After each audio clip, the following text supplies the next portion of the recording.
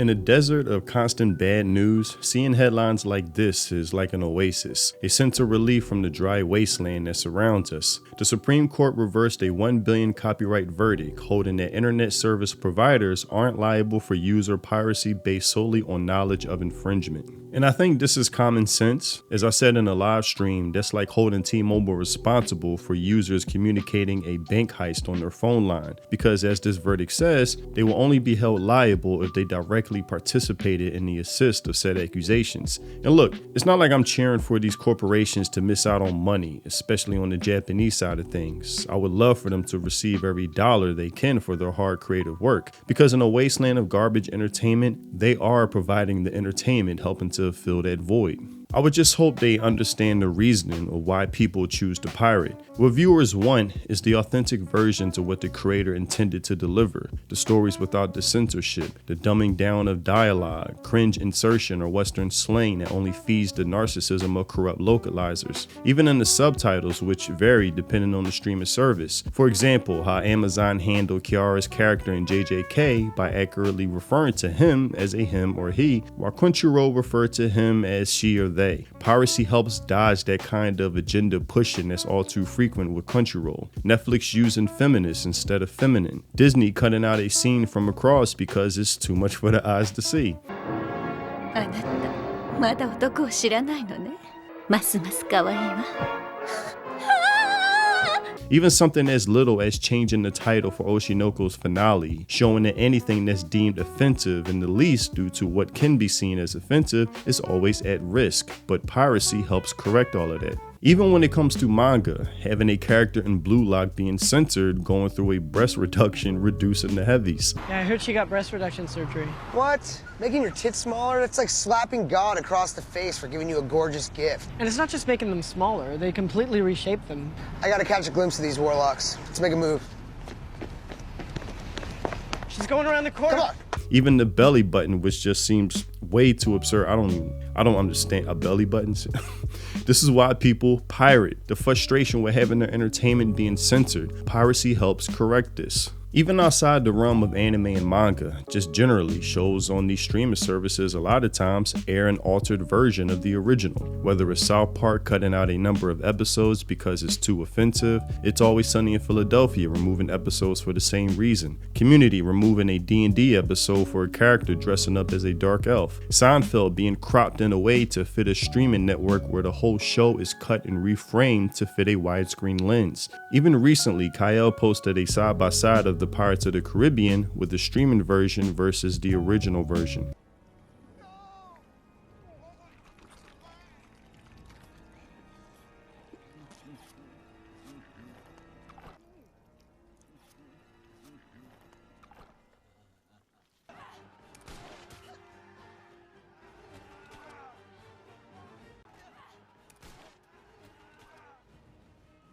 Now, the ignorant, unsophisticated person will state, what's the big deal? It's only a few seconds, just unable to see the forest through the trees. Those few seconds remove the weight from both scenes, severity and the intensity, making the movie less pressing and impactful. So understand, this is relevant and a threat to all forms of entertainment. Now, I would gladly pay top dollar if, let's say, all the anime and manga studios came together and formed their own streaming service, dodging the middleman of Crunchyroll, Netflix, etc. Knowing my dollar would be going directly to them would be satisfying in itself. And I'm talking every anime dating back to the 70s up until now. That would truly earn my dollar. Now, that may be wishful thinking because studios would disagree on who deserves more revenue because different animes get more watch time, or disputes on who puts in more effort into their animation, voice acting. But in a perfect world, if that could be settled, I would subscribe ASAP. Damn straight. Even if certain studios release their anime on YouTube,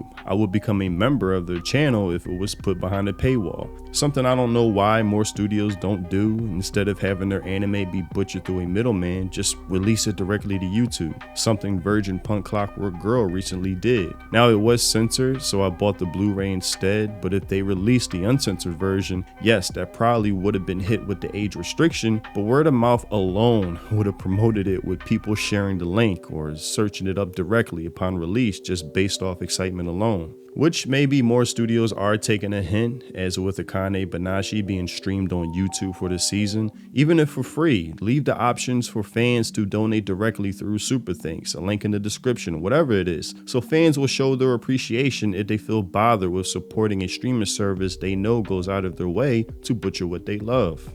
If Japan could hire their own in-house translation team or develop AI to the point localizers are no longer seen as necessary, that's more cost that can be cut for a better product. Even if it was just subs that were to be on a YouTube release for an anime, that's all I need and would subscribe off of that alone. Knowing I wouldn't have to tolerate the occasional insertion into subtitles from an ego-tripping localizer, that alone would be worth it of me paying my top dollar.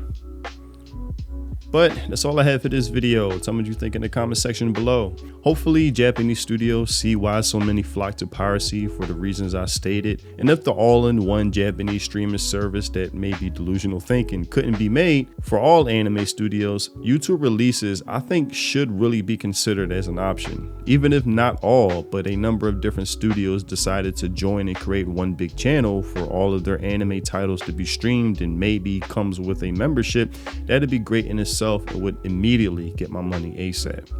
Also, if you want to support the content I create, consider joining my channel and becoming a member. It's much appreciated. Thanks for watching, and I'll see you in the next video.